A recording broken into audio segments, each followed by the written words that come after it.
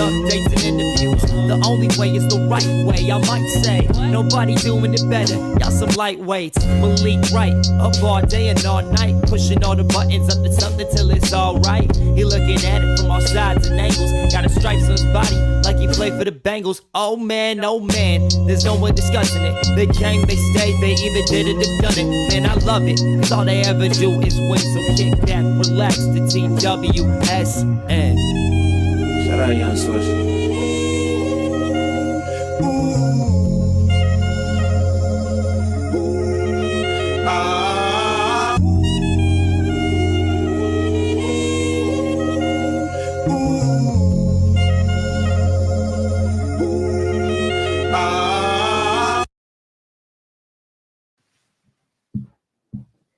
Thank you guys for tuning in to another episode of State of the Jungle presented by the Right Way Sports Network. I'm your host, Malik Wright.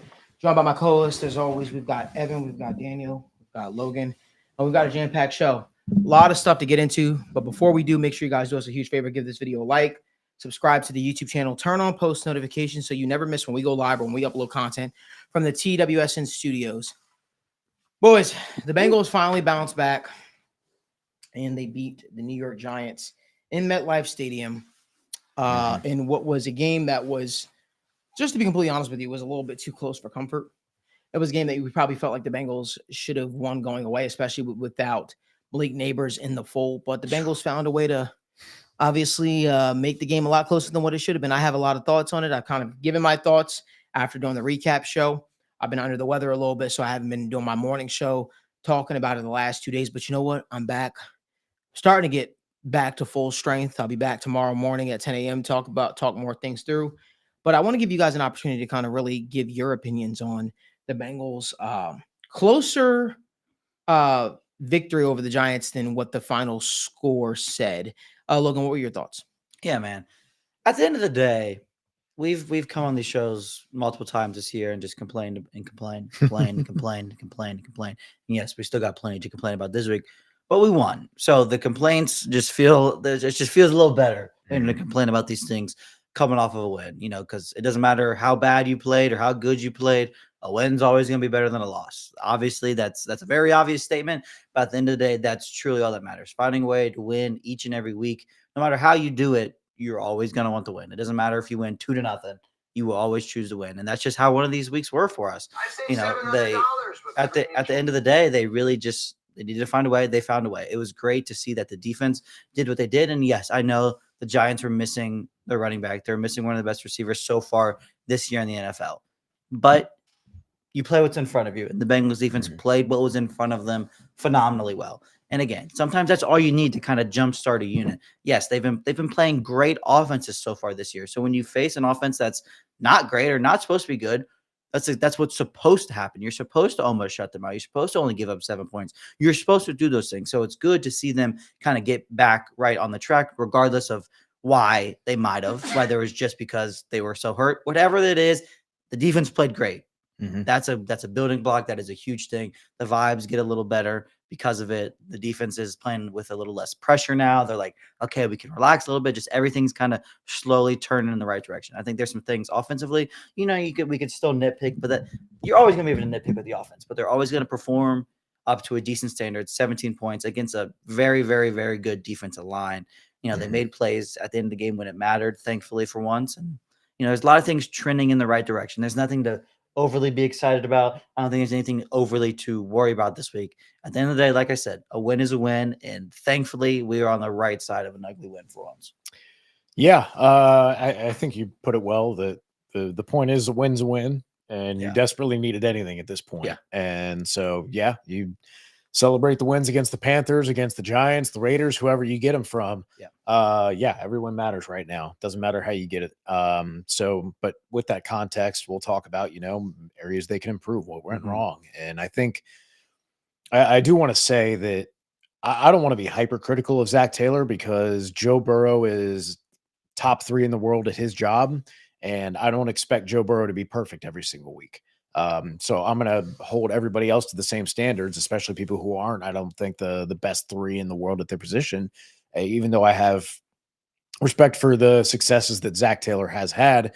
I don't expect him to be perfect every week. So yeah, the game plan on offense and the execution wasn't quite there. When you think about what were the big plays, the 3rd and 12 conversion was Joe Burrow extending the play, hitting Yoshi Wright.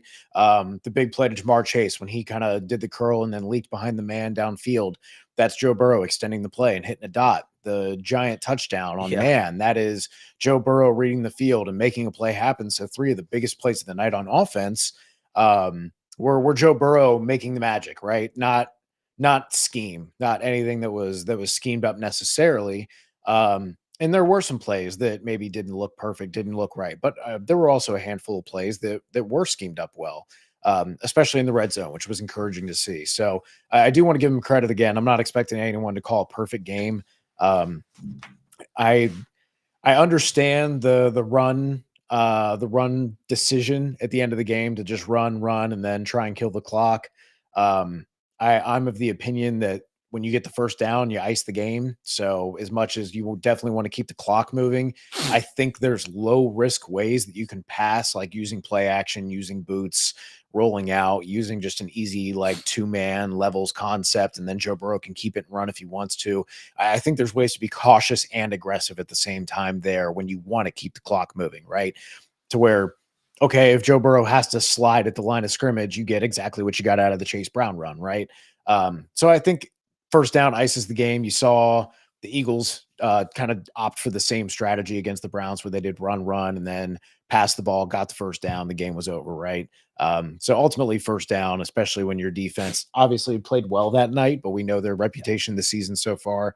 So yeah, it can be scary for any team with any amount of timeouts and a minute plus to be able to move their team downfield into field goal range or into touchdown range. Yeah, that can be a little scary in that situation. But I would personally like to see a little bit more aggressive, but I don't think it's so strong, right? When I talk about the 4th and 5 from the Patriots game, when I talk about the end of the Ravens game, that's something I feel strongly about. Those are high win probability changing plays. So I don't think this was one of those super strong, you need to go for the scenarios.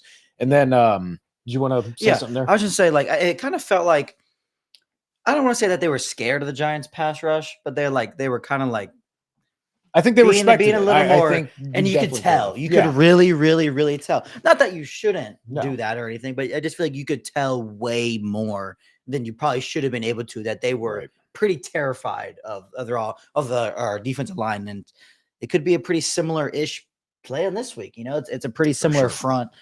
So I mean, again, I understand it, but I just think it was way too obvious. And that's part of the rollout too, is that you get yourself away from that line where you get all the what do they call it, the dancing elephants up front. You get them all moving one direction, and and then you roll out the other, and you kind of isolate yourself from that a little bit.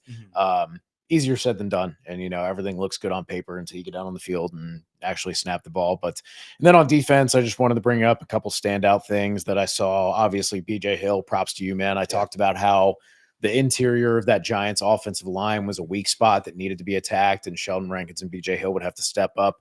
BJ Hill absolutely did. 4 pressures, 2 batted passes, really well played by him. McKinley Jackson, 3 pressures as well as a nose tackle, and that was kind of one of those things that wasn't really going to be a big upside thing with him at first, and that's on 12 pass rush snaps. A really good, encouraging sign from him there. Miles Murphy, 2 pressures on 21 pass rush snaps. If you're getting that across from Trey Hendrickson, where you're getting 10% pressure rate, like, yeah, you'd like it to be higher, but you're going to be in a better spot. Wanted to shout out Cam Taylor-Britt, obviously. Great tackling game.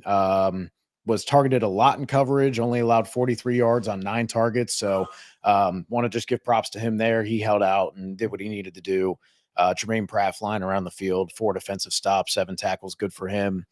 Just really wanted to shout out the secondary, man, because DJ Turner had 3 tackles. Plays, I mean, targeted 5 times, allowed 1 catch for 8 yards. 1 catch for 8 yards, and a big pass breakup that helped to seal the game. So props to DJ Turner for showing up and rising to the occasion. Mike Hilton, Cam Taylor-Britt helping to cover for the secondary. Jordan Battle coming in for 14 snaps and getting 3 tackles. Like, that was so encouraging to see the secondary making tackles and not missing tackles. And that's what the defense can be.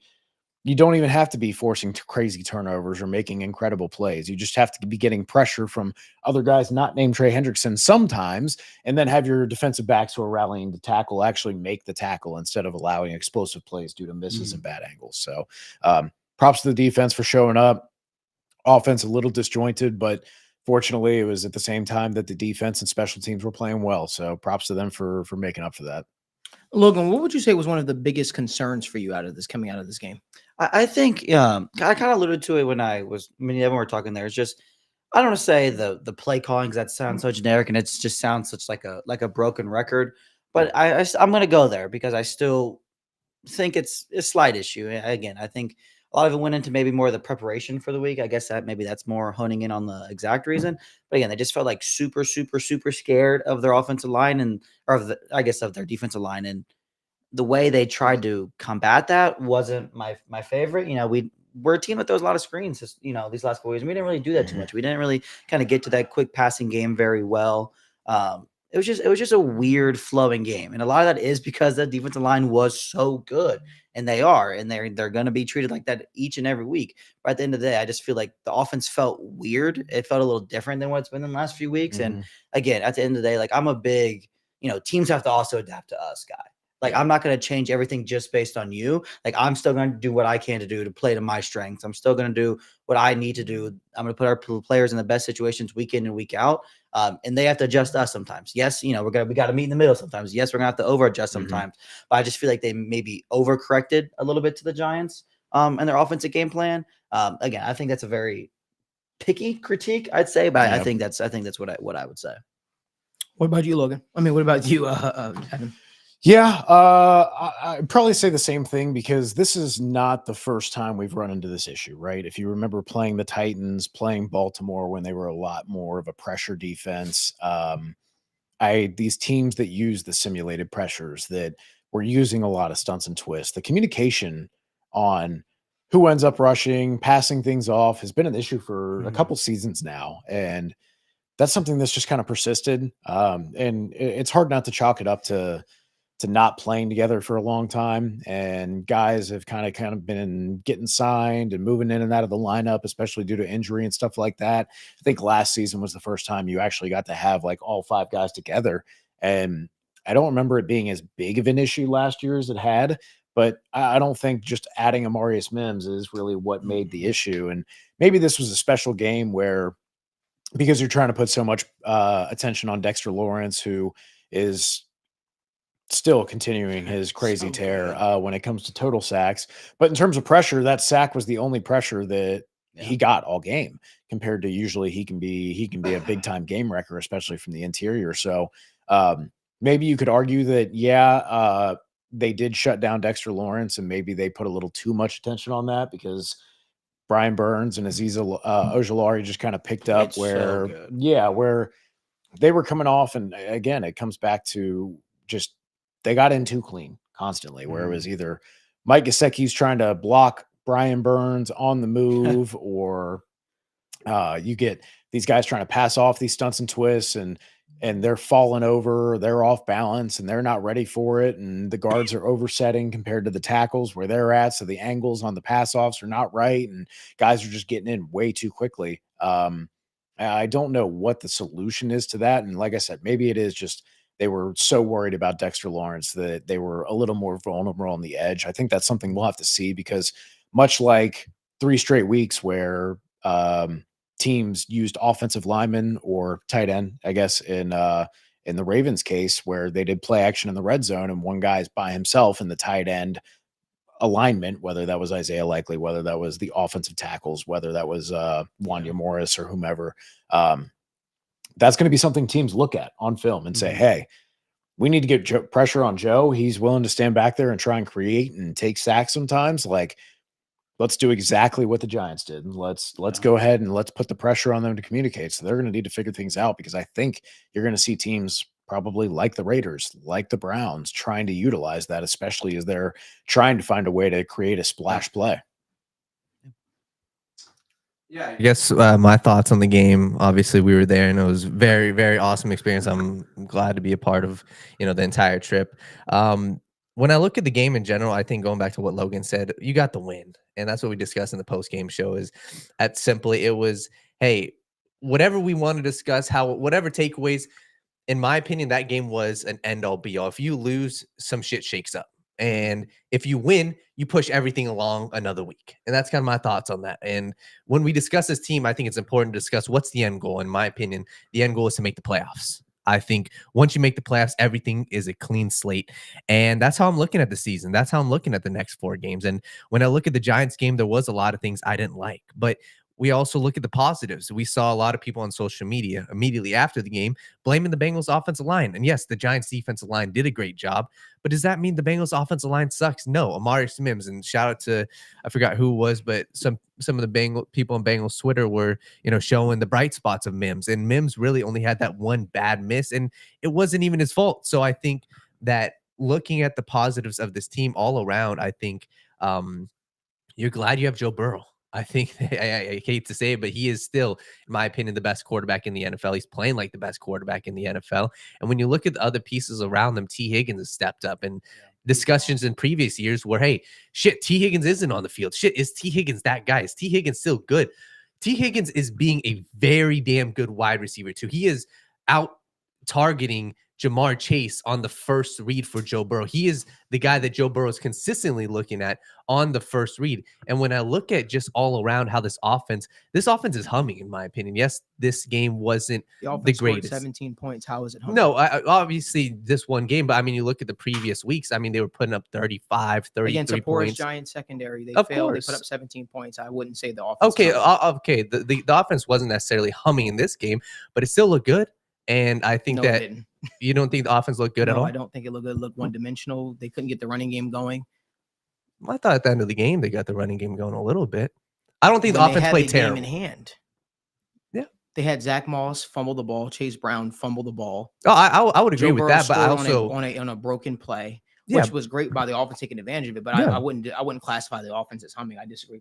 okay, completely with that's fair. Yeah, but I think all around, I'm not just discussing this one game though. I'm saying like all around. We were talking about this game, so Okay, yeah, you're right. Then the offense wasn't. you isn't- can give your take. I'm No, completely yeah, just I- no, I'm not gonna yeah. again. This is not gonna be a Bengals show where I'm just gonna sit up here and just tell the fan base No, bullshit. for That's not sure. true. For- That's for not true. The sure. offense was not humming this game. They scored 17 points. No, against the that's porous okay. Giants secondary. Yeah, I misspoke. The offense wasn't humming, and yeah, all around, I just look at this team and I think that you still got the best quarterback in the NFL, and I think they've got a lot of shit to figure out. And when I look at the stuff that they do have to figure out, I think it is the offensive side of things, the Zach Taylor play calling. And I'm concerned when you look at this upcoming schedule, right? You look at the teams like the Cleveland Browns. This should be a walk in the park. It should, but it's not going to be. It's the Cleveland Browns. It's a divisional game. The same thing with Philadelphia Eagles. This everybody says this. The Bengals should go in there and easily beat the Eagles. I don't think so. And it's this upcoming schedule that does concern me because it looks simple. It looks easy heading into the bye week.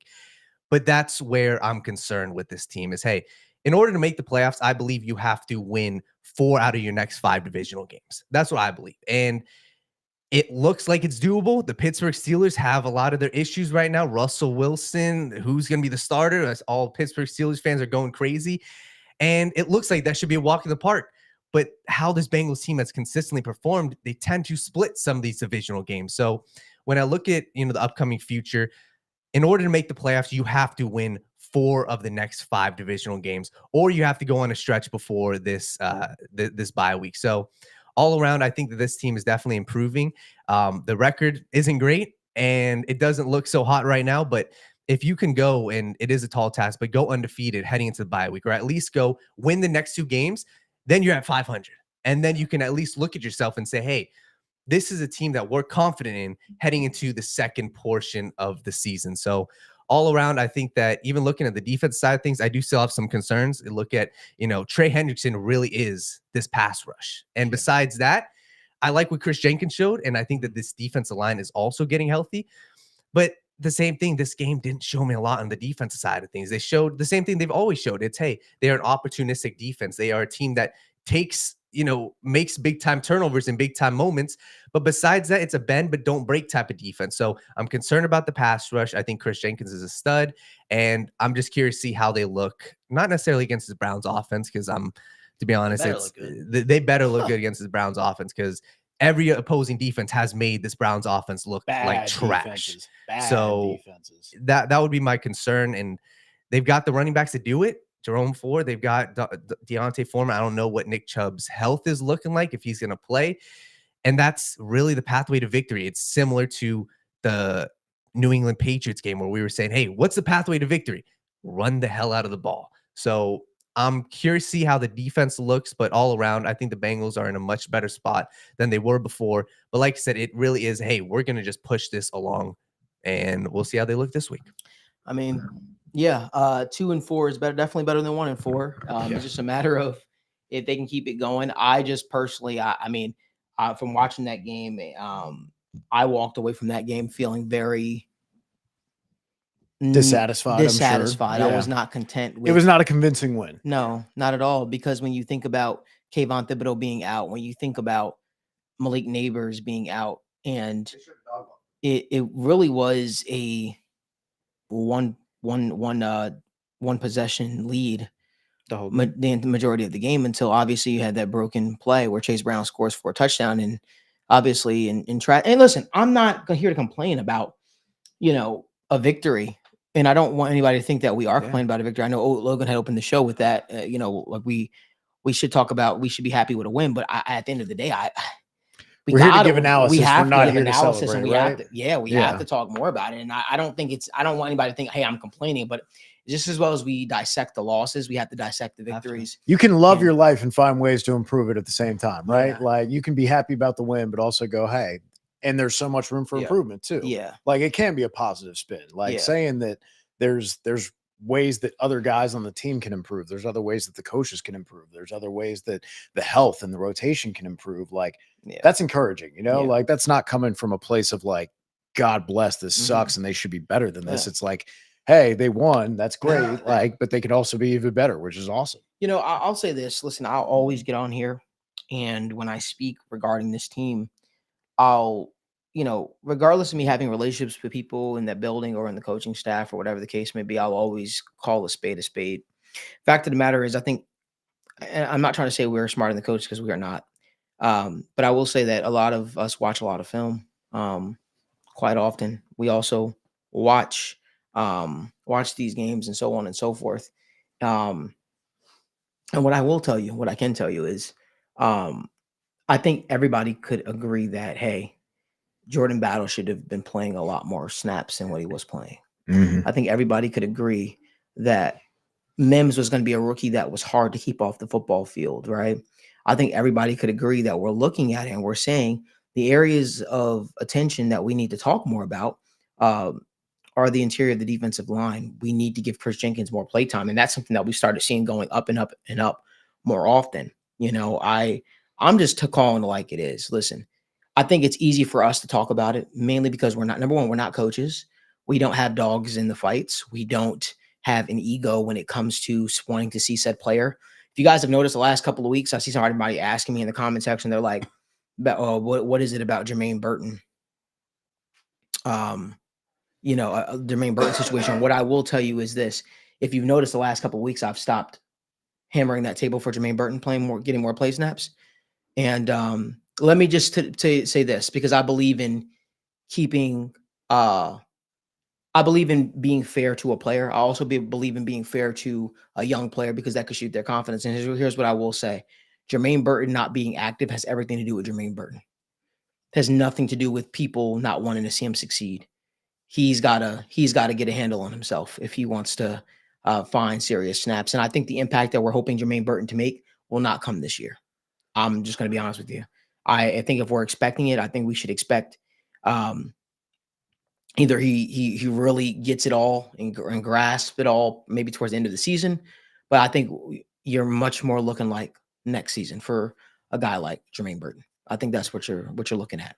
And fortunately for the Bengals, unfortunately for Jermaine Burton, the Bengals are in a situation where they have an overabundance of receivers and weapons on the offensive side of the ball that they don't need him. They don't even need their wide receiver 4 or 5. Right. And I think They barely it's, need their and 3. somebody asked about the Jordan Battle situation. The Jordan Battle situation is a little bit different. They need Jordan Battle. They're going to need Jordan Battle. And nobody's ever knocked Jordan Battle's talent, which is why you're starting to see him get more and more snaps. Mhm. Von Bell is at the point where he's almost respectfully almost unplayable in a lot of snaps. So I think that's why you're finding him, I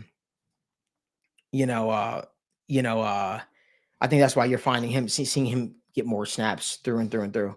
And somebody said, not under the weather, Malik is non-political Malik. Damn, I didn't think I was that political. When I do give, I just You try just to, sound very relaxed and detached right now. So you literally sound like I don't have a dog in this fight. man, I'm just here, I just man. don't give a fuck, You'd honestly. be great on NPR right now, man. You're just like Yeah, you're super I mellow. You're just- just like get a little like just drum tap in the background every I once in a just- while.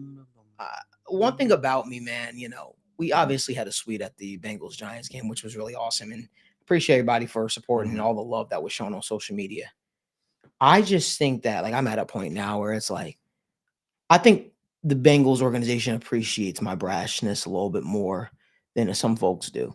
It's coming And- from a constructive place, man. That's always Always, the thing. man. Like all of our Always. analysis does. Like it's not coming from Always. a hateful place. And let me tell you right now, I got a chance to meet, Elizabeth and Troy. They greeted me with hugs and handshakes and, the whole 9 yards. And it's like, I'm not gonna suck up or say what they want me to say. If that breaches respect or whatever the case may be, I think they know if it's coming from a professional Right. critiquing, right? It's not coming from I'm not trying to be I'm not trying to be a douchebag, if you will. Well, like you said, And- if it was personal, we'd be crucifying him for not playing Jermaine Burton, who Yeah. both you and I love. But Yeah. like at the same time, man, like Yeah. Eric Hall is kicking ass. Eric and Hall's looking doing good, good, man. and Chase Brown is going out there. I and playing will wide stand receiver, on the like- table though. The usage of Mike Gesicki is startling to me still to some points, to some degrees. I understand at this point it is what it is. We're sort of a month in and we still haven't seen what I think that guy's capable of. That's something that I always have a little bit of a gripe about. But I do believe that he'll start to pick up more yards and maybe even a touchdown here and there sooner than rather than later. And I think it's gonna be one of those things where we're like, damn, why weren't we using this guy sooner? But all in all, I just think that this football team, listen, we you looking at the Giants game, the one thing that kind of like stood out to me that was a little bit startling was I'm curious to hear what your thoughts. What were your thoughts on the defensive backs in this game? I mean, not the safeties, the corner. The corner. Oh, I Geno thought- Stone had one of his best games. I was gonna say, Yeah. I thought the corner showed up, man. And not necessarily like, hey, they showed up and they got picks and they made crazy plays, but I thought they were really stand out in the run game in tackling. And that was really the great thing was to see 7 tackles from Cam Taylor-Britt and 5 tackles from Mike Hilton and then 3 from DJ Turner. DJ Turner only allowing 1 of the 5 targets thrown his way to be completed. Mike Hilton only allowing it was 30 yards on 5 targets. Like, hey, we can live with that. All right. Like, as long as you guys are not giving up, like Cam Taylor-Britt was in the Panthers game, multiple 20+ yard receptions, just where you get picked on.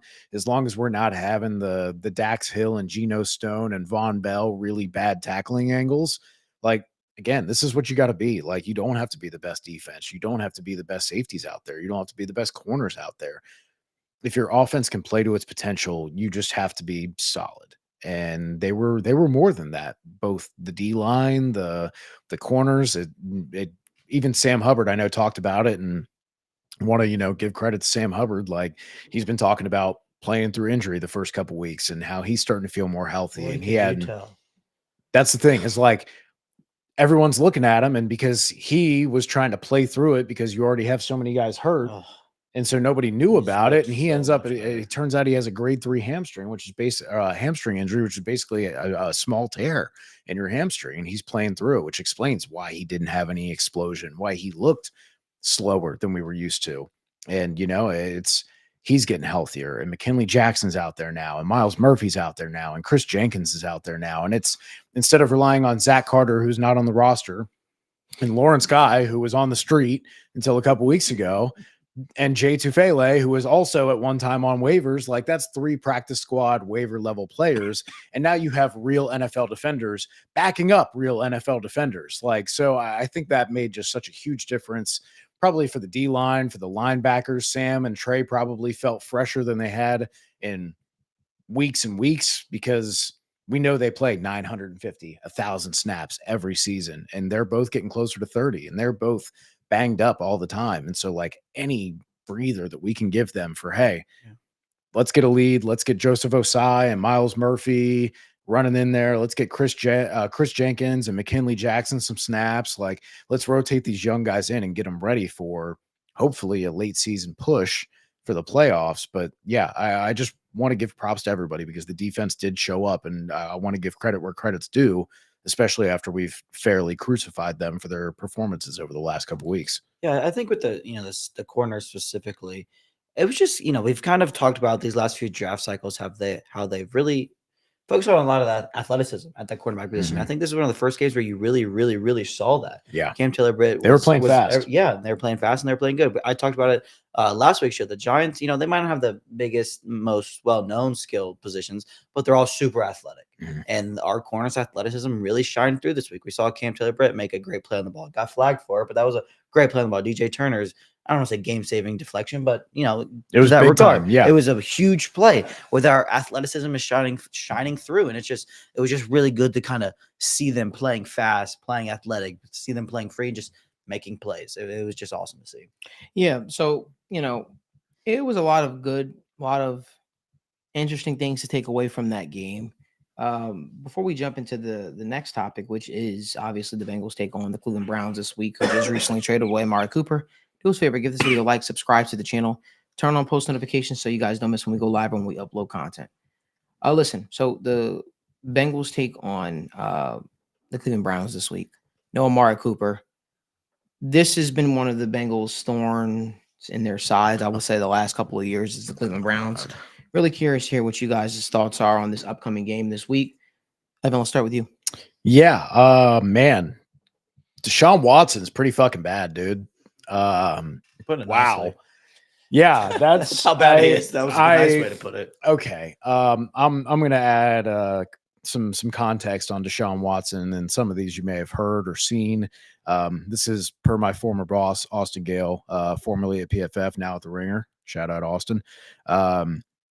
Deshaun Watson has generated a minus 66.2 EPA on dropbacks, which beats out Jamarcus Russell's minus 62.8 EPA on dropbacks in weeks 1 to 6 in 2009. That is the lowest of any quarterback since the year 2000. So for the last 20 years, this is tangibly the absolute worst. All those Browns quarterbacks on that jersey, put Deshaun Watson at the bottom. He is the absolute worst. He is the worst on success rate on dropbacks for passes for weeks 1 to 6 since 2000. EPA per play, success rate. Bad, Worst QBR since Jimmy Clausen in 2010. Yeah. Rough, man. Rough.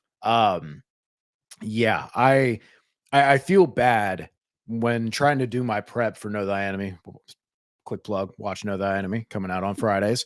Because I'm looking at Elijah Moore and I'm looking at Jerry Jeudy, and I'm like, man, this isn't fair to them. When you have literally one of the worst quarterbacks in the history of the NFL for the last 25 years, God, it feels great to say that. It's so hard to judge the wide receivers, especially when you're someone like me who judges so much on production, right? Because production talks, right? Otherwise, you're just potential. Eventually, it has to become production and translate to the field. This is one of those scenarios where it's hard to evaluate a player because of how bad everything has been. I think up until a little after halftime of their last game, Deshaun Watson was 0 for 26 on his last 26 third down attempts. 0 for 26 on third down attempts over weeks. Like, that's how bad this is, guys. So when I belabor this point here, if there was ever a time for the Bengals to exercise their Browns demons, this is the game. This is the stoppable force meets the movable object for the Bengals defense and the Browns offense. So with them playing a little bit better, looking a little bit healthier last week, and going up against one of the worst quarterbacks in the history of the NFL in the last 25 years, you have to feel pretty good about your advantage there. And the big part of it that I think is also encouraging is it's unfortunate that Myles Garrett is playing through injury and dealing with stuff, because as much as, we dislike the Browns as Bengals fans, I love the hell out of some of their players, because I respect good players. Like they're really fucking good, and it's amazing. Myles Garrett, top of that list. And even though he's hurt, he's hurdling guys and blocking field goals, and he is so great, man. I say all that to just outpour the respect when I say he's not been quite the dominant Myles Garrett that we're used to. And he's still one of the best 3 edge rushers in the NFL hurt. Okay. So I want to say that, but overall, the Browns defense has been dealing with a lot of problems with injuries. Their safety room's been decimated by injuries. It forces their corners to play a lot of man, and you don't want to play man defense against Jamar Chase and Joe Burrow and T. Higgins. It's going to be really, really hard on you to do that and live in that consistently. And if you have to cover Chase Brown and Eric All, it's going to be really tough on your linebackers. The defense overall, we're used to a really good Browns defense, right? A really good Baltimore defense. And much like Baltimore, they have not been the elite defense that we're used to. They haven't been the top 10 defense that we're used to. They're actually 21st in EPA per play. They're 14th in success rate, 23rd in rushing success rate for a defensive line that we're used to stopping the run pretty well. And to their credit, they are 10th in drop back success rate. But the point is, this is not some stifling defense that we've been used to for a lot of the AFC North teams. This is a defense where you can take opportunities on the ground. And I think Chase Brown can have a really good game, especially if they're running away from Myles Garrett, making sure they're planning for him. So overall, my thoughts are, hey, this offense is putrid. This defense is able to be taken advantage of, is still trying to get healthy and deal with stuff. The offensive line for the Browns is just really struggling. They've been dealing with injuries. They've been signing practice squad centers. Their offensive line is 29th in composite pass protection rankings, which takes ESPN, PFF, SIS, and puts them all together. They've just really, really had a tough go of it between injuries, production. Deshaun Watson is just all bad right now. So between all that, I really think that this is the game that the Bengals exercise their demons with the Browns, maybe come out and end up winning by more than a touchdown, maybe 2 scores, and hopefully kind of right the ship a little bit. I mean, at the end of the day, I'm not going to go. Evan just nailed everything, and as per usual. At the end of the day, the Browns, you have to let Deshaun Watson beat you. If anybody else on that team beats you, we have a major problem. The way Deshaun Watson is playing right now is the worst. Can I ask you a question real quick? Because this is funny. Actually, you saw my tweet. I want to. We'll throw this over. Yeah. You know what I'm about to say. Yeah. We talked about Deshaun Watson being just the worst passer in the last 25 years. Malik, where do you? Too, I think. God damn it! Well, the Browns rank second in neutral down pass rate, behind only the Bengals for whatever reason. Yeah. They throw the ball all the time, even though we're going to keep on going. Deshaun Watson's our guy, and we're going to live and die by him. Go ahead. I'm sorry. Yeah, that's hilarious to me. At the end of the day, that's exactly what we want them to do. Yeah. And maybe finally they're going to realize with Nick Chubb being back, maybe they're going to completely change the script. Nick Chubb's awesome. We all know that. But obviously coming off of the horrible injury he is, we don't know how he's going to be. Mm-hmm. Maybe he's going to be Nick Chubb. Maybe he's going to be, 2/3 of Nick Chubb. Whatever it is, he's going to be out there. And Jerome Ford did miss practice today. Yep. So he's that, which is interesting too, because you got to assume Nick Chubb's not going to go out there and handle completely full workload. Can't take 30 touches. Yeah. Yeah. So then they're going to probably still have to throw the ball a little bit. Amari Cooper's gone. I still like their trio of pass catchers: Elijah Moore, Jerry Jeudy, David Njoku. Like that's still a solid group. For sure. You still have to respect that group completely. But at the end of the day, you just have to let Deshaun Watson beat you. Stop the run. Let Deshaun Watson throw the ball as many times as he wants. He did end the game a lot better against the Eagles this last week. I'm not really looking into it that much because it wasn't anything crazy. He didn't do anything special. He just actually hit open receivers for once. But again, we'll adjust that. Not that we'll need to. We'll worry about that when we have to get there. But I just offensively, you got to get in a rhythm, man. You got to get in a rhythm early. You got to get in a rhythm early and often. Last week against the Giants, we got so unbelievably bailed out by that Joe Burrow rushing touchdown. The offense was 2 missed field goals. Yeah, recovering fumbles. Yeah, there was a little I just meant at the beginning of the game, even because the plan wasn't great. You weren't looking overly awesome. Like you made some nice plays on that first drive, but it was still just like, oh man, it's 3rd and long. Shit, here we go again, and then you scored, and you're like, whew. Like, thank God that just happened. You just felt super lucky and relieved that it happened. Right. That's not going to happen all the time. That might not ever happen ever again in Joe Burrow's career. Coming out early, having a good game plan for this first drive, and do something that we never do against the Browns is make them play from behind. Every single year when we play the Browns, We somehow find ourselves behind. Then they run the ball. Then they run the ball. Then they run the ball. And we couldn't stop that with DJ Reader, with all these better defenders and the better defensive unit that we have right now. Get up early, make Deshaun Watson beat you, and keep your foot on the gas the whole time. This first quarter of the game, I feel like it's really going to tell us a lot. Like I said, the game plan against the Giants in that first drive was very, very, very weird. It didn't feel great. We got lucked out with the touchdown. If we can come out and just look like we're in a groove, we look like we know what we want to do, and it just looks and feels right. That'll be a very big sigh of relief for me, because that Giants game, the whole time, it was just like, I don't know what's going on. Like, it's kind of working, it's kind of not working. Like, we're getting some yards here, we're getting some yards there, but it doesn't look good, it doesn't feel good. Just come out, play your brand of football. I think they'll be all right. Just let Deshaun Watson beat you. Play from him, get a lead. Don't let them play with a lead. I think we'll be all right. Don't overcomplicate it because it's Cleveland. Don't overcomplicate it because we haven't beat them in 3 years. Just play your brand of football, get your playmakers the ball, and just win a football game.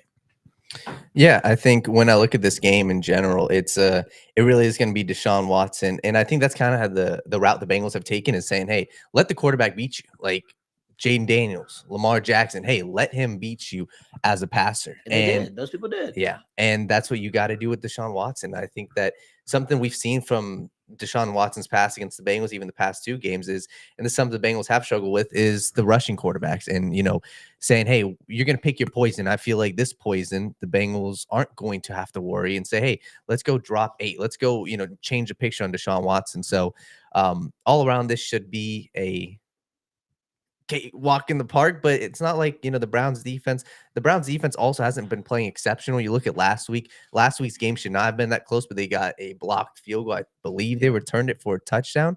And their offense, they've got a good run game, but offensive line is banged up. So all around, I think that the biggest takeaway is really just going to be, hey, can this offense, the Bengals offense, really get in a rhythm right away? Because if it's not, it'll look like some similar to the Giants game. And we saw that game turn out. At the end of the game, it was still close. It was close all the way to the end. So I'm excited to see how this game turns out.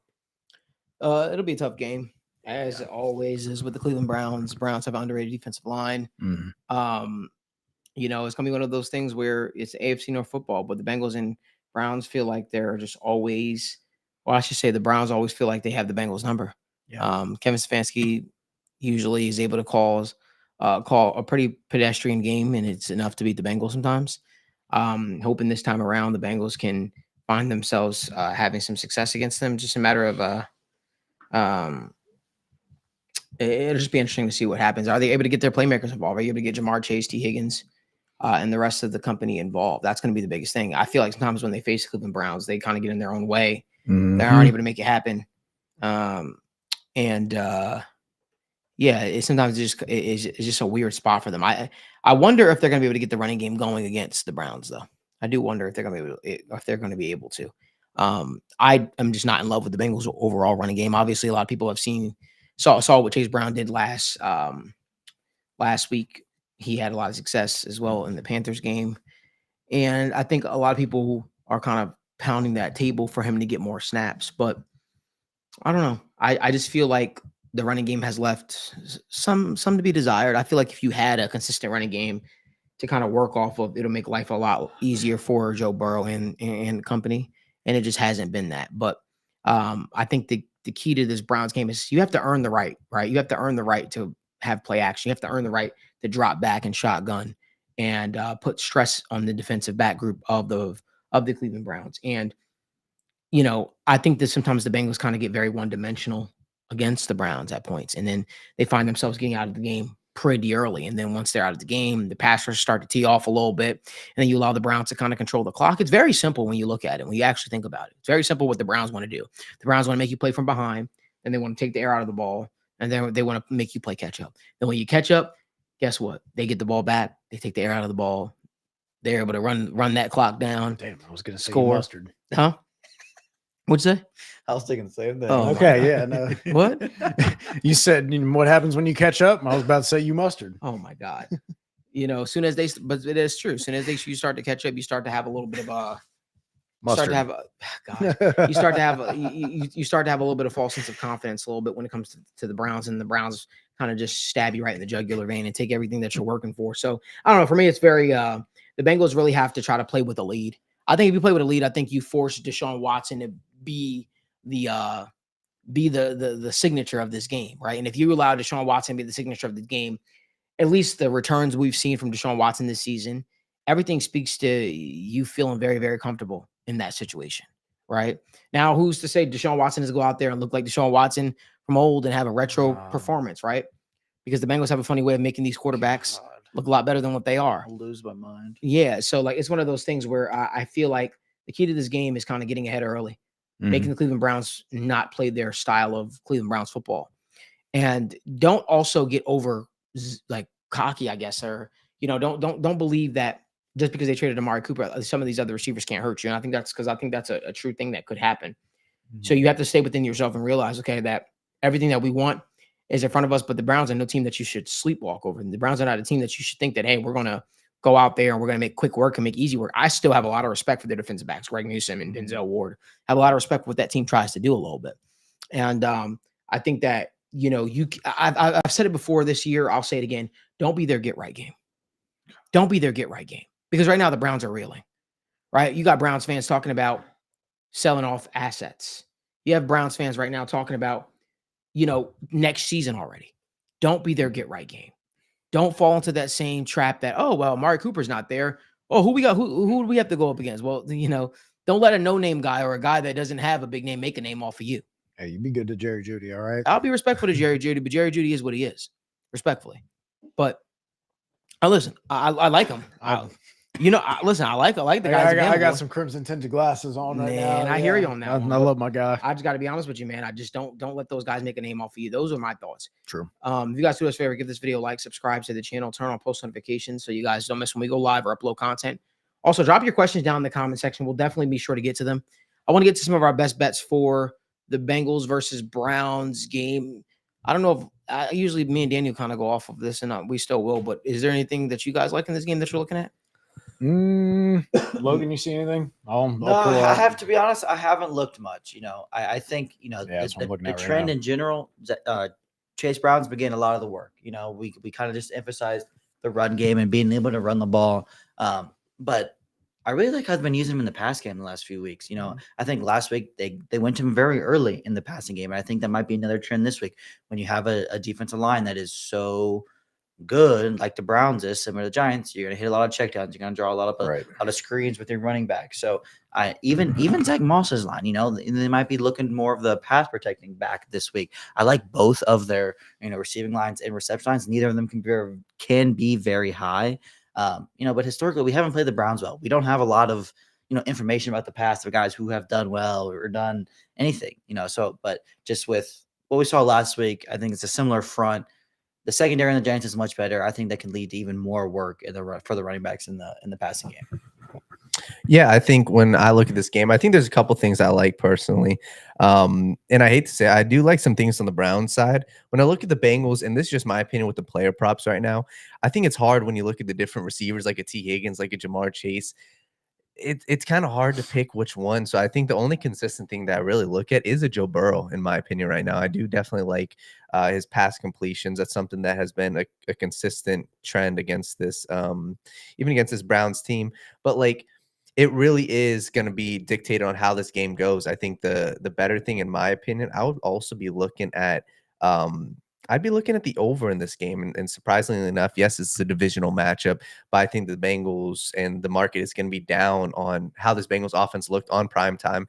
And I do think that we see some points. And I do think that there's a world where the Browns come out and their line right now, I believe, for their total prop is 12.5, 13.5 points. And I think that's where we can see the Browns. It can be a 14 to 21 to 14. It can be a 24 to 14, but all around, if I'm looking at anything, I do like the Bengals to just outright win this game. So I'm not quite sure what the odds are that on that. But if you guys want a sneaky one, this is something where it's on the Brown side. I like Deshaun Watson's over in rushing yards. It has been extremely low. It's been at 19.5, 20.5. And this goes exactly what we're saying. Hey, make Deshaun Watson beat you. I am loading the box, stopping the run. And there's a real world where, hey, Deshaun Watson, it's 20 yards, 19 yards, and he's been getting 4, 5, 6 carries. And you look at his 2 games against the Bengals, he had 45 and 54 rushing yards against the Bengals in his 2 matchups. So I can see a world where the Bengals slip up a couple times. And you look at the previous quarterbacks, it's as simple as when they're not hyper focused on a guy's mobility, like a Jane Daniels, like a Lamar Jackson, the quarterback's going to have a couple, lanes to run in. And it's just kind of the defense they run. There's times where it's 3rd down and they drop back in the zone. Logan Wilson and Jermaine Pratt aren't the shiftiest linebackers. So there's a world where Deshaun Watson, 20 rushing yards, I think that's something I absolutely love. But we'll get back to you guys, at least on the receiving front of things. I just can't really decide if I want to go T. Higgins route, if I want to go Jamar Chase. Wide receivers have been doing very well. Terry McLaurin had 115. A.J. Brown had Devontae too. Devontae had 60-something. They're really good against man coverage. Browns have just been playing a lot. So check downs potentially, I'd be looking to see, and this is where I love to see the snap count for both Zach Moss and Chase Brown, who's been on passing downs. Zach Moss has run more routes. But it could be shifting a little bit over the last 2 weeks. Over the last 4 weeks, Zach Moss is the 4th highest route runner among all the wide receivers, running backs, tight ends. Yeah, he's had like 80 something routes. So something to consider. To your point, though, I do like receivers. I tried to look on FanDuel. I didn't see any posted player props just yet, but I would definitely be looking at the Browns receivers because you traded away Amari Cooper. And he had a target share of 27%. That is a lot of targets for a team that we talked about, passes at the 2nd highest neutral down pass rate on early downs. So that's just excluding the 2-minute drill at the end of the half and also at the end of the game. So they pass as much as the Bengals, higher than any other team in the NFL. Keeping that in mind, keeping in mind the 30% target share that's gone, I would look for a couple more balls to go to David Njoku, to Elijah Moore, to Jerry Jeudy. So whoever's got kind of the lower end prop. If I'm doing yards, I would go Jeudy. If I'm going receptions, I'd go Elijah Moore. Elijah Moore actually has the lowest average depth of target and yards per reception of any receiver in the NFL out of 94 qualifying receivers this season.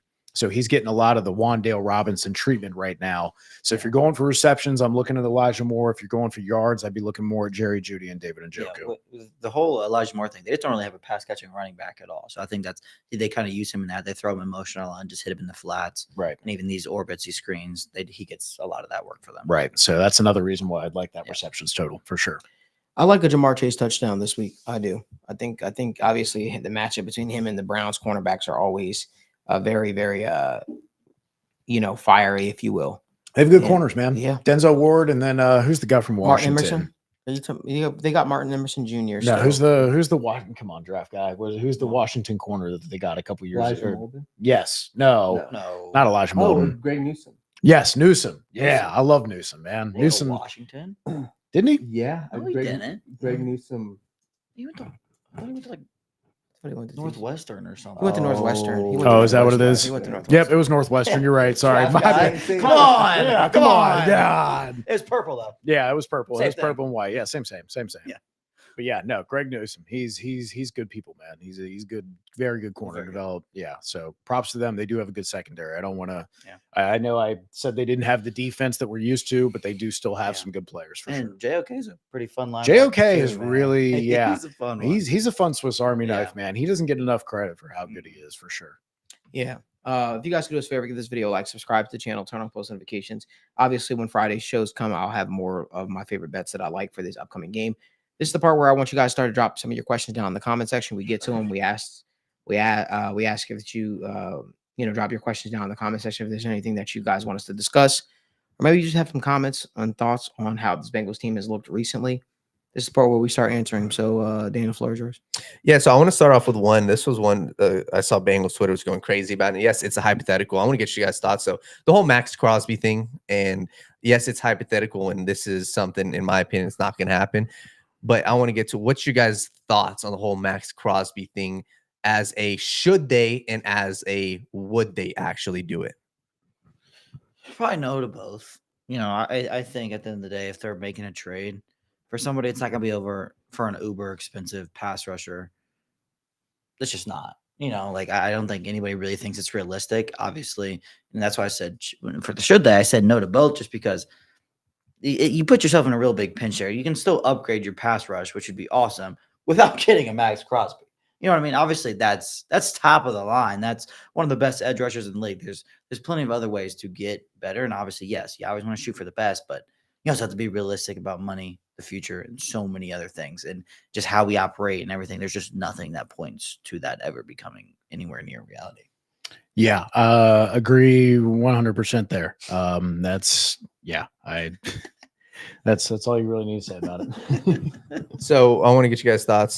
Somebody was asking about Jamar Chase needing more targets. What's you guys' thoughts on how the offense has looked? And yes, there was a stat out there, and I forgot what it was, but T. Higgins is getting targeted on a lot more of Joe Burrow's first reads over the past 3 to 4 weeks.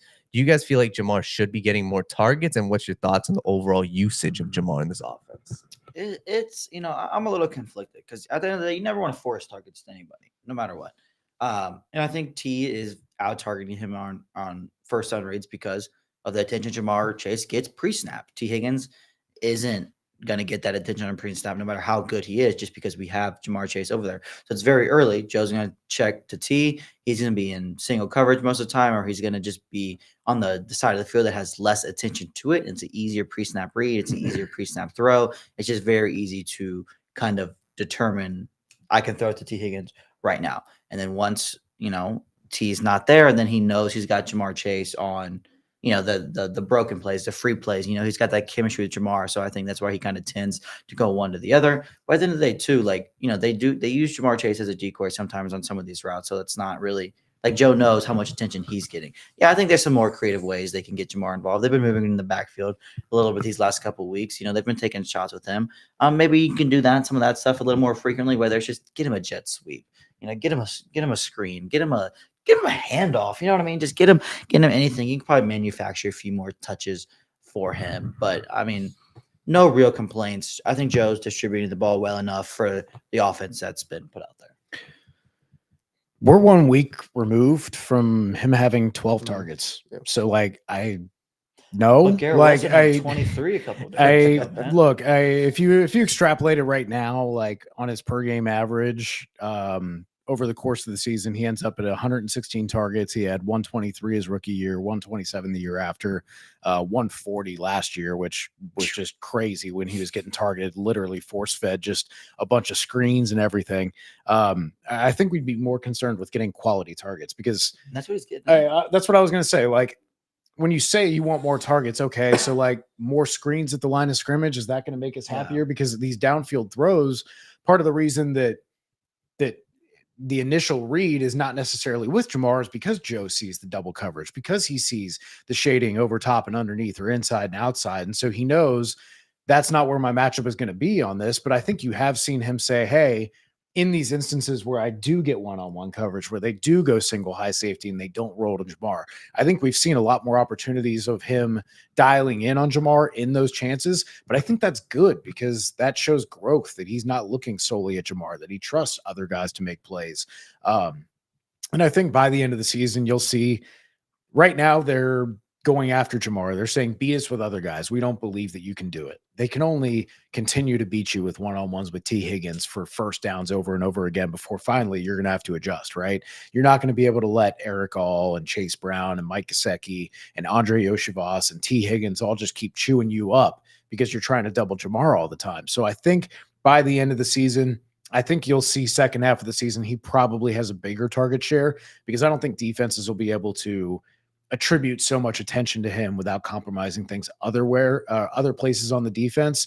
And I think defenses are going to start to respect these other guys more and more each week as they start to kind of expand their reputation in the NFL. Because if you're not looking closely at the Bengals, you're not recognizing what guys like Chase Brown and Zach Moss and Eric All have done in the passing game for the Bengals over the last couple of weeks. I think a lot of people would be surprised that they basically have been playing with only 3 wide receivers the last couple of weeks. Yeah. When I look at all around, I thought you brought up a good point because that's something that when you look at strictly the numbers, it is not going to make sense. It's going to say, well, why the hell is Jamar Chase? But even watching from, the upper angle of the game, you saw multiple times. It looks like single coverage. Like, fuck, 1-on-1, Jamar Chase. Immediately snap. Boom. Safety goes in. Look at the touchdown play. Immediately, Joe Burrow's rushing touchdown. Immediately sees everybody shifted to the left. Boom. Break it out. So it's like. I saw that because Jamar was probably his first read. He saw it. And then he saw a safety go. He was like, fuck, I'm going. Mm-hmm. No, completely. So another question. This is about Joe Burrow, and I think this is a good one. Houday MD said, does Joe Burrow seem too dependent on pre-snap reads? Seems too robotic and doesn't push the ball down the field. What's your guys' thoughts on that? Obviously, I feel like we all saw in the Ravens game he did that. But what's your thoughts on that? I mean, I don't know.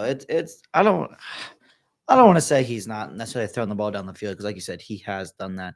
That's Joe's game. He's a pre-snap read guy. There's a reason, we haven't done so many motions and all that stuff is because he's been very adamant about he likes to sit here and figure out what he wants to do before the ball's hiked. And that doesn't mean that's what he's going to do every time, but it's always better. It's always nice to have a game plan or, whether that's a game plan, whether that's a per play plan. If he's going to be the quarterback, he's going to read the defense. He says he's here. And if I know they do here, then I'm going to check left. I'm going to check right. I'm going to go from this read to that read. Like he can process a lot. And if you can process a lot, you're going to play quarterback a little differently than some of these guys. And just because he plays it differently, that doesn't mean it's anything bad or he's relying on it too much. I mean, I guess you could maybe say he does it a little too much. You can kind of tell, he's very quick to make some check down decisions or throw the ball to maybe Jamar a little bit. But it hasn't ever really been too much of an issue for me to really be like, yeah, he's only trying to dictate it before the play happens. Yeah, I think he's being very smart about when he takes those opportunities. He's 5th right now in the NFL in big time throw percentage, and he's tied 4th in total of big time throws. So long third downs, critical fourth downs, game winning situations. He's top 5 in terms of the big throws, the 20-yard throws, the hole shots, the tough throws. So if we're saying he's not throwing it deep because he's not just chucking vertical routes all the time, that's not the Bengals offense. No, if you're mad that he doesn't look like Anthony Richardson and Josh Allen, and that's what you think, like so much of foot.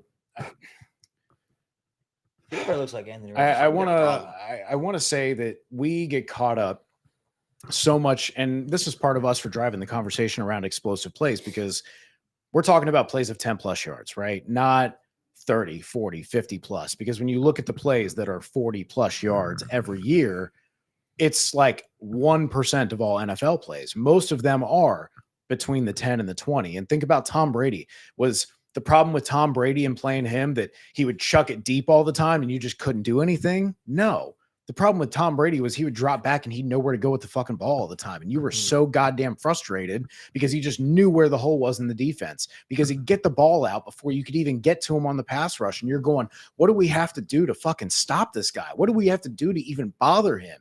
And that's Joe Burrow's style. Joe Burrow is not Aaron Rodgers, run around, throw it as far as you can, Hail Mary down the field. Joe Burrow is Tom Brady. Joe Burrow is Peyton Manning. Like, they are looking to dice you up, to understand defenses, to hit these hole shots, to know what they can get in the coverage. You can complain that, oh, he doesn't have the Josh Allen deep ball. He doesn't throw it 60 yards all the time.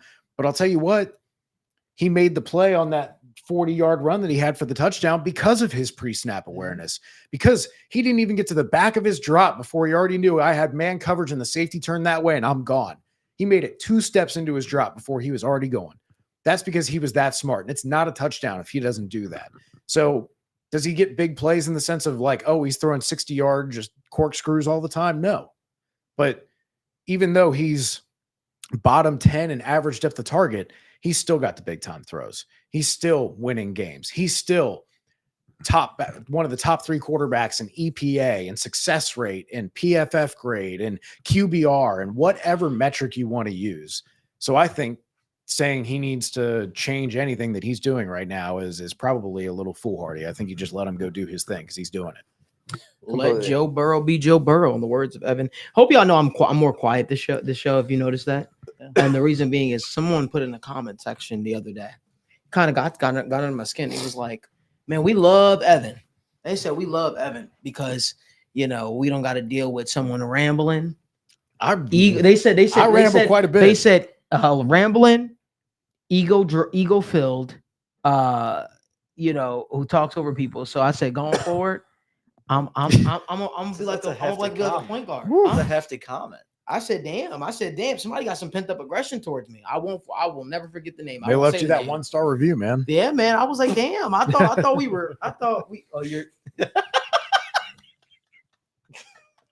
was good. That was good. I love you, Malik. Really? That was good. That was a really good one. That was quick. But yeah, continue with the comments. Yeah, we have a question. It was from up there. What would you guys say is the biggest concern about this Cleveland Browns game for you guys? When you guys look at this game, what's the thing that is saying, hey, this is how the Bengals lose this game? Miles Garrett. that's all I gotta say. It's been the same thing every time we play them. Yeah. It's stopping Miles Garrett and stopping the run game. If you can't do either of those things, if you can't, like, even if one of them, like Miles Garrett's good enough to beat you himself. Mhm. Obviously we don't know when Nick Chubb's going to be, but the Bengals run defense hasn't been great. So you gotta figure it out. You can't play from behind. You can't let their stars beat you. Mm-hmm. We got a question from Rage Al Ghul. He said, "Do we Raj go?" Al Ghul. Respect to our Batman friends here. Come on. He said, "Do we go for a cornerback in the trade market to try to fill the Dax Hill hole, or how do you address the cornerback room?" They feel very confident in their roster. I feel that you're not going to be able to get, unless you're willing to commit serious dollars, obviously, or give up true compensation that the Bengals just aren't willing to do. You're not going to be able to get like a true game changer at the cornerback position. Yeah. Ideally, if you're making a trade, that's what you'd want. I just feel like the Bengals are in a spot where they've kind of put themselves in a hole, right? They've got to play the guys they want, and even if there is a star cornerback out there or a difference maker at the cornerback position, you have to ask yourself, okay, why is said player available? Right? Do they want a new contract? Are they disgruntled? How are they going to fit with team culture? All those things are things that you have to sort of fit into, the brain power if you are the Bengals. Like a lot of people are out there talking about Hassan Reddick. Well, Hassan Reddick's been traded twice now in a couple of years. And didn't even play for one of the teams. Didn't even play for one of the teams. And now he's going to want a new contract without obviously seeing what he's been able to do. And there were at points before at his first stop where people were even wondering if this guy was even going to pan out to be anything. And, I just think that there's so much surrounding a potential trade for either a cornerback or pass rusher or anybody at this level that so many unknowns where you're just sort of kind of have to just let the roster stick to what they have. I saw a comment earlier. Somebody said, I saw somebody talk about BJ Hill. BJ Hill deserves an extension. Guys, if I'm being honest with you, I feel like you can get. I don't know if I should say what I want to say, but I just feel like you can maybe get better. Whether that be via the draft or even a free agency. I just feel like that's one of those spots where you want to make sure you're bringing guys back because if you're going to commit serious dollars to me, you want to bring guys back because you feel like they're true difference makers, not just because it's a feel good spot. Does that make sense? Yes. So that's all. I don't know. I don't really know how I feel about saying BJ Hill is a guy that you have to bring back. There's a lot of year left for that to be decided. Yeah, a lot. I like that. A lot of year left. Yeah, he had a great game, man. If he plays like that every game the rest of the year, hell yeah. But that's not who BJ Hill is, But we'll worry about that when we get there. Yeah. So we got a question from Gary Jellison. He said, "Is KOH a star linebacker?" Lou mentioned him specifically, or is that a topic for another enemy? I'm guessing he's saying Jeremiah. JOK probably. Yeah. What are you guys' thoughts on JOK? Is he the type of player to wreck the Bengals game plan, or is he? What's your guys' thoughts on how he'll perform? He's a great player. Obviously, of how he's going to impact our game plan, it's weird. I don't feel like you game plan around linebackers too much. Maybe unless it's Fred Warner, and even then, it's still just like you can't. You just got to be aware of him. And he's awesome. He's I don't think it's a direct comparison, but I think he's kind of like, maybe what people thought Akeem Davis Gaither was going to be, but if in a larger role, he could kind of play a similar-ish kind of style of play a little bit. But. Can I just say I'm sorry, I'm not cutting you off. No, you're good. Go for it. How dare you, Malik? Goddamn, Malik. I saw some good stuff from McKinley Jackson. Yeah. I saw He some was good stuff hustling. from McKinley Jackson. He was hustling. Not only that, I really think that. Listen, I think Chris Jenkins is going to be a problem for the Bengals, man. I think he's going to be a good player for the Bengals, man. I think the Bengals got themselves a good one. He's, you know what I love about him? He's got so much tread left because this guy was not utilized anywhere nearly what he should have been at the University of Michigan. So I think it's one of those spots where I think Chris Jenkins is going to be a really, really good player. I still don't think people know what we really have in him. I think you're getting a player that can play all three downs. I think you're getting a player that has the ability to stop the run, but I also think you're getting a player that can rush the passer. If you remember, we were doing our State of the Jungle War Room episodes from the place that shall not be named. I literally was hammering the table for Chris Jenkins because when I turned on the film, I just saw a guy that was just the energizer. He was always found his way in the backfield. He was able to clog up. He was like my toilet after a Taco Bell stop. You know, he was always able to find a way to just clog up the middle, man. And he's a guy that I'm really, really excited about his future here in Cincinnati. Yeah. We got He has nothing to say. You see that? I was going to say, good luck following that one up. Sheesh. Yeah, next. We got a couple questions, and some people are asking about the defensive line. So in addition to what you were saying, what else do you think the Bengals have to do to upgrade their pass rush on the defense line? Do you feel like it's going to be more loose scheming stuff up, or do they go out and acquire somebody? What's your guys' thoughts on the pass? I mean, it's just is what it is at this point in the season. Yeah. I mean, The you got nicest to as just, possible. You got to give people who can rush a passer. It might be a good place to start.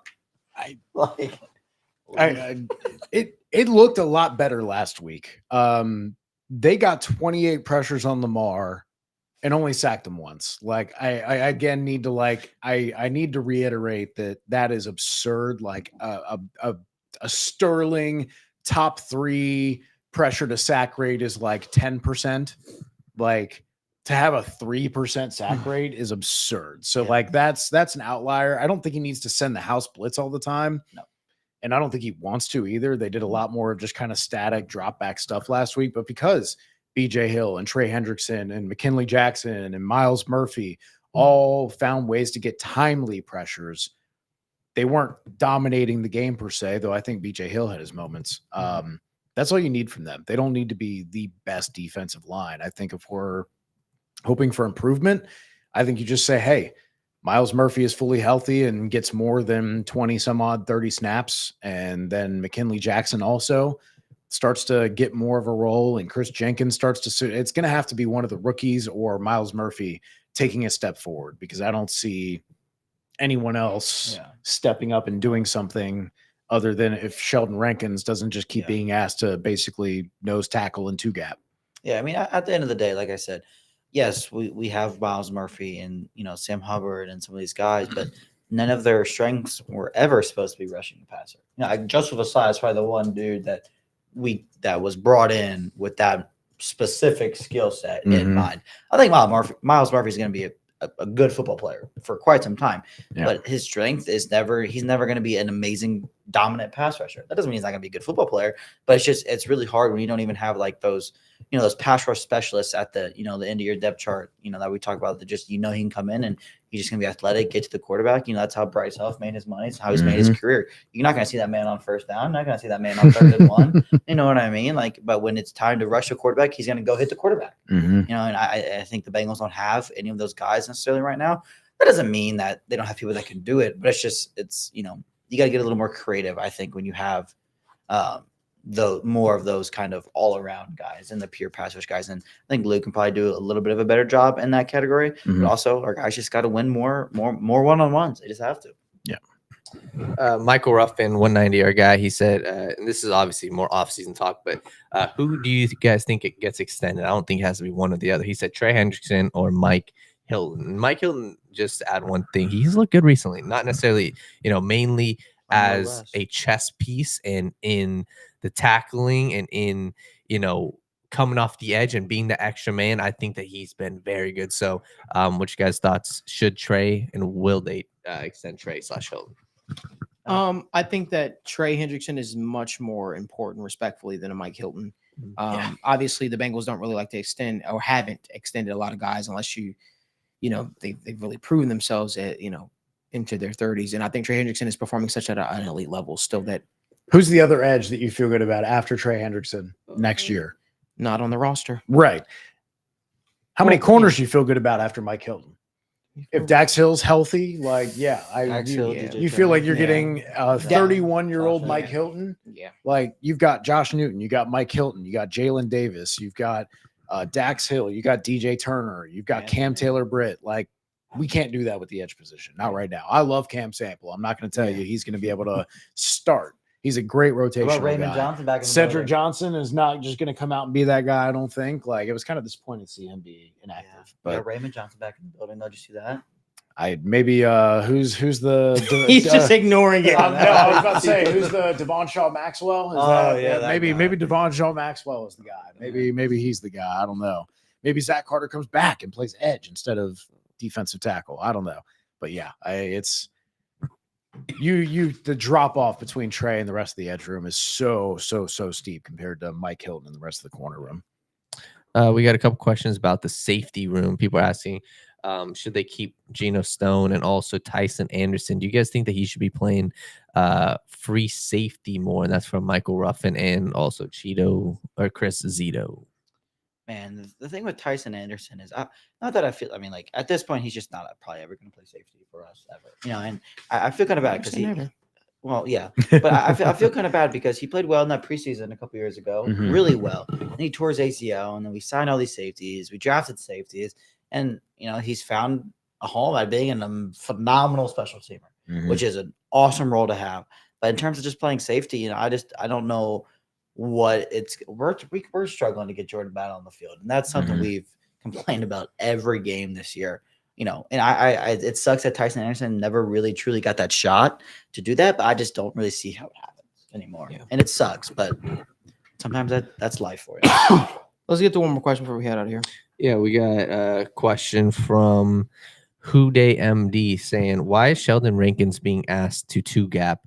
And just overall, what's you guys' thoughts on Sheldon Rankins, how he's played so far? I think that's out of the players that they have, and they're trying to fit a square. Someone peg has into to a be round nose hole. tackle at some point, right? Yeah. They did. BJ Hill did that a little bit last, and sure, you're asking guys to do stuff that's out of character for them, but that's kind of the nature of when you don't have a true nose tackle that you feel like you can have in there every snap, or every snap. You don't need to be every snap. 300 snaps a season, right? And I think that's going to be the sweet spot is McKinley Jackson plays 15 to 20 snaps a game on more obvious rundowns, on early downs.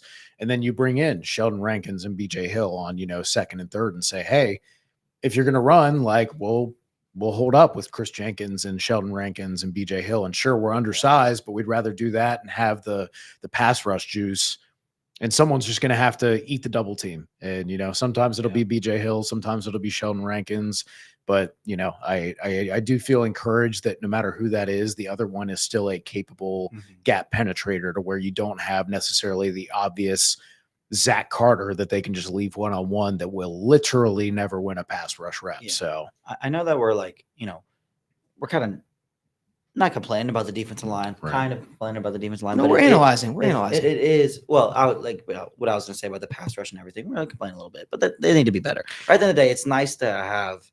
We got a lot of more bodies to throw in there. We I feel think the Giants comfortable game with will be so that many inflection people. point. When you It's say, hey, nice. after the bye, when you're like, nice. hey, after the bye, they did this. I think this is the week where you go, hey, the D line was healthy for a change. From week 5 on, the D line blank, right? Yeah, And I think your numbers are going to look. Yeah, a it's lot just different. nice. We talk about him 2-gap. And like you said, BJ Hill's doing it sometimes. Sheldon Rankins is doing it sometimes. McKinley Jackson's going to do it sometimes. Mhm. Who's going to be the other edge rusher? Joseph Asai's going to do it sometimes. Miles Right. Murphy's going to do it sometimes. It's we might not have the top end talent, but it is really nice to see that we're going to at least try to keep everybody fresh, keep everybody in there, Mhm. just give everybody an opportunity to play. Because at the end of the day, if you don't have the top end talent, that we have Trey Hendrickson, but everybody else, we're going to keep everybody fresh. We're going to play them to their strengths, and we're going to try to get the best out of them. I think that's very important, very good to see. Again, I want to reiterate because there has been a lot of people that are like kind of taking stances of, oh, you're complaining or oh, you're being overly positive. I'm not complaining. It is our job to sit on this show and talk things through. And I think this is us analyzing it. I don't think the defensive line. I think somebody said it perfectly in here. Not complaining. I think that relying on rookies in in their rookie years to do a job of the vet, to place to fill major gaps, major holes, especially with them being drafted in the 5th round is egregious by this organization. And I think it speaks to the fact that they have not taken the defensive side of the football serious enough, and then they're expecting their defensive coordinator to make to turn water into wine, and that's just not how football works in the NFL. That's not how functioning organizations should work. Hopefully this is an eye-opening experience for everybody, and it gets them to maybe this offseason put a little more emphasis on the defense side of the ball, because no DJ Reader is walking through the door. No Jesse Bates is walking through the door, okay? No elite other pass rusher on the side of Trey Hendrickson is just immediately walking through the door. So they've got to find a way to figure it out, get it corrected, while relying on players that are young or players that don't have a ton of experience, because they did have injuries that happened throughout training camp for them. So I think it's going to be an ongoing, never-ending cycle for us. But I'll say this again: if the defense plays poorly throughout the end of the season, I think that there's no way that your defensive coordinator should lose his job based on the egregious errors of the front office. And that's. That's why I hope that people don't take away from it. I just said complaining. Okay. I don't know if the Well, comments are no, saying Yeah, it. I just wanted to reiterate, like I was more so reiterating, like because had different stances on it. I just didn't want people to. Take it- I just take it used away the from word us. complaining Yeah, instead of, because I didn't know what to say. no worries. Completely. Yeah. I don't know. You want to get any more questions or? No, I think that's it. We want to thank you guys so much for tuning into another episode of State of the Jungle presented by the Right Way Sports Network. Make sure you guys do us a favor, give this video a like, subscribe to the YouTube channel, and turn on post notifications so you guys don't miss when we go live or upload content. Once again, I want to thank everybody for really following TWS in his journey along.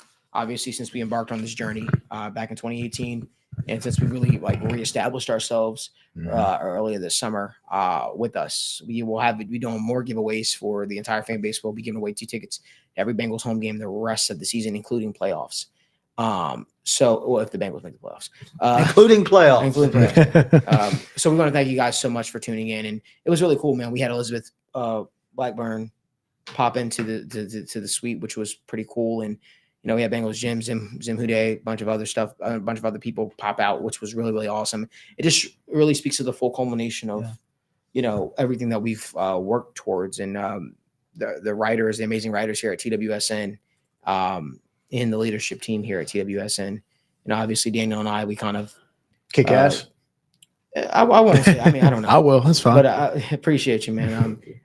We started doing this with each other in 2019 and embarking on this journey. It's been a lot of highs, been some lows, and we always found our way to come back stronger, I guess. But we want to thank y'all so much for tuning in and supporting us, because this was a really humbling experience, but it was also very it meant a lot to me. And it's kind of hard to kind of put it all into words.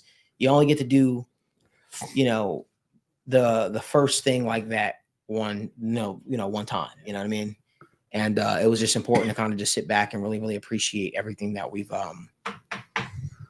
built here. And it's really, really special. Yeah, and just to add on to that real quick, and I think it's important, and this is the message that we are trying to share with you guys, is like, you guys and everybody's a part of this journey. I think like somebody like myself, like I'm blessed to be in the position I'm in, and I think that obviously like Malik's helped me out and has put me in this position. I'm just like I said, we're just grateful, and I'm grateful to even be a part of this. Like, this shit's cool, respectfully, like being in a studio, like talking sports, and I think that's the next level we want to take it to, is showing, hey, you guys are also the audience. You guys are involved in this. Like, there's a reason why we do these types of contents, the film breakdowns. We've got so much stuff on the way, and it's simply to involve you guys, and hey, all you guys are involved in this journey. So I just kind of want to say that, and like I'm proud to be a part of this, and like where we are now, like we're not even scratching the surface of, hey, the more opportunities and stuff we're gonna open. There's so much more on the way. So like I said, I just appreciate being in this position, and it's pretty cool. I think that like, I'm blessed to be doing this with you guys. So I appreciate you guys. And I appreciate that, Daniel. I appreciate everybody that is here. But the biggest message that I kind of want to give to anyone that is watching, you can do it too. You can do it. I sincerely mean that, and it might sound mushy, but you can do it too, guys. I first came to Cincinnati with $200 to my name, a couple years back. And I realized this is where I wanted my company to be. This is where I wanted to do something. And I've had family members, I've had people very close to me told me that nothing would amount to this. I left my university, Rright University, to pursue this. And there are so many people out there, the first thing they say, there's no money to be made in journalism. There's no money to be made in sports writing. That's all BS. That's all BS. We got here through hard work and just having a vision. And by no means am I saying we have arrived yet. We have so much more to get to. But I just want to reiterate to people, man, you can be here too. I promise you, you can be here too. Do not take advice from people who would never take a chance. People who would never want to step out and do something crazy. If there's a podcast you want to start that podcast. If you want to start a site, start that site. I dropped my life savings into TWSN, guys. And it has paid me back tenfold. Like, take it from me. I'm 29 years old. I sacrificed my 20s. I sacrificed going to parties, sacrificed relationships. My girlfriend broke up with me. Like, all of this shit that you sacrifice now will be worth it. I promise you. I promise you. So again, if there's any advice that I can ever give to people is believe in yourself. Sit down, make a plan, and go after it. And then you can pull your friends out of retirement to come join you on a crazy ass show called State of the Jungle. You can meet people like Logan throughout this journey, and you could start a show like State of the Jungle. You can meet people over Instagram, although they say don't meet people over the internet. And He's a little weird. He is a I don't little blame weird. him. And you could start a crazy company. And then you could also do this too. So believe in yourself, believe in your vision. And we want to thank you all so much for tuning into another episode of State of the Jungle.